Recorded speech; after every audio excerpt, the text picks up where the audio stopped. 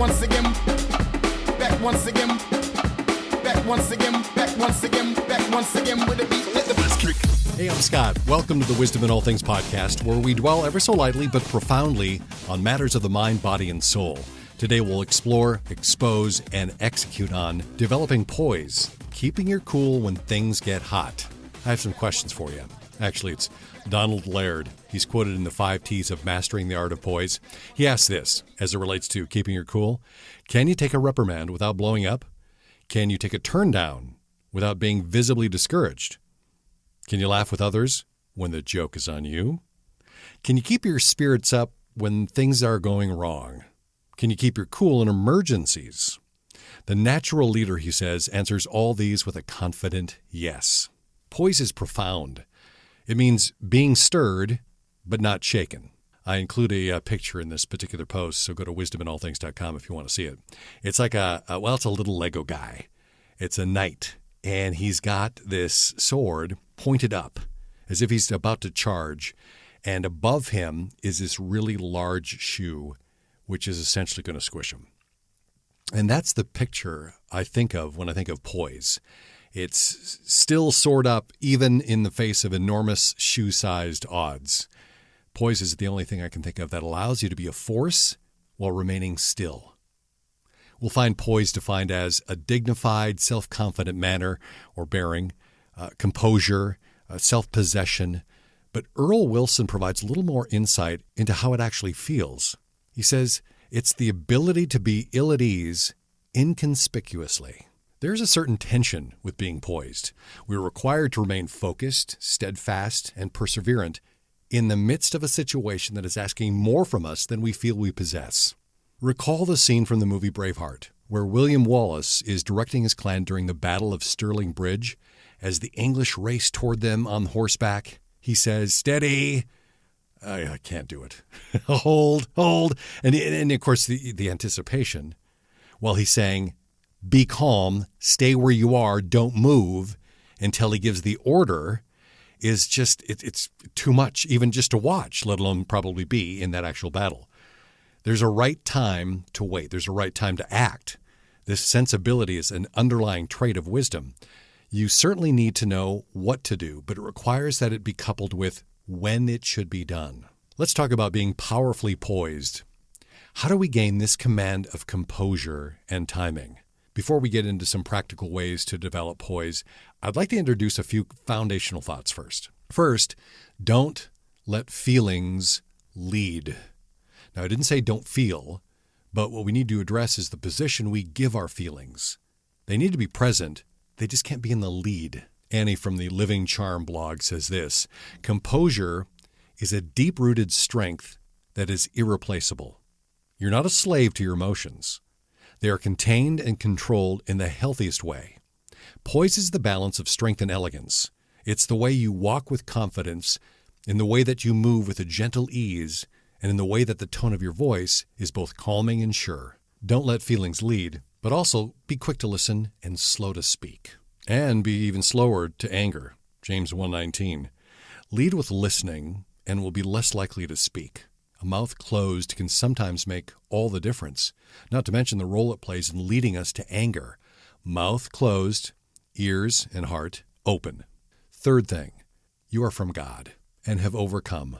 Poise is most necessary in trying circumstances, but trying circumstances can overwhelm. Fear not, as we remember that greater is he who is in you than he who is in the world. 1 John 4:4. The war is won. The battle requires us to depend on the force greater than anything we will encounter that lives in us, according to 1 John. And last foundational thought, I want you to think about the poise of Jesus. I came across a couple of descriptions of the poise that Jesus displayed. It is both inspiration, but a reminder that we can realize divine poise in the power of the Spirit. These quotes are from godtrex.com, is quoted from The Character of Jesus by Charles Edward Jefferson. He says, "It is an interesting fact that though Jesus was speaking constantly in public for 3 years, not one of his enemies was able to catch him in his speech. And when at last they convicted him, they had to do it on a trumped-up lie. This also is noteworthy, that not one of the enemies of Jesus was able by unfairness or falsehood or hatred to push Jesus into a hasty word or an unrighteous mood. Most men are so poorly balanced you could push them with very little pressure into an unchristian disposition. Jesus was so firmly poised, he stood erect, unmoved, and immovable. His poise was divine. He goes on to say that there's a grace about him which does not fade. There's a sanity about him which compels respect. There's a charm about him which woos and wins the heart. That is a picture of poise. So as we have this foundation in our minds, let's talk about some practical tips for developing poise. One source that offers some good tips on developing poise comes from The Art of Manliness. Brett and Kate McKay focus on Donald Laird's recommendations for increasing poise in their article, The 5 T's of Mastering the Art of Poise. There are 3, though, that I want to highlight specifically. First is think about the other person. So as you want to develop poise, first practical tip, or one that I want to highlight, is think about the other person. Thinking about them keeps us from thinking about what? About ourselves, which keeps us from being self-conscious and becoming unnecessarily nervous. Donald says the natural leader has power over others because they can sense that he is thinking about them. Interesting. Think about the other person. The other I wanted to highlight was this second point. Take slow, deep breaths. As you wait to speak, breathe slowly.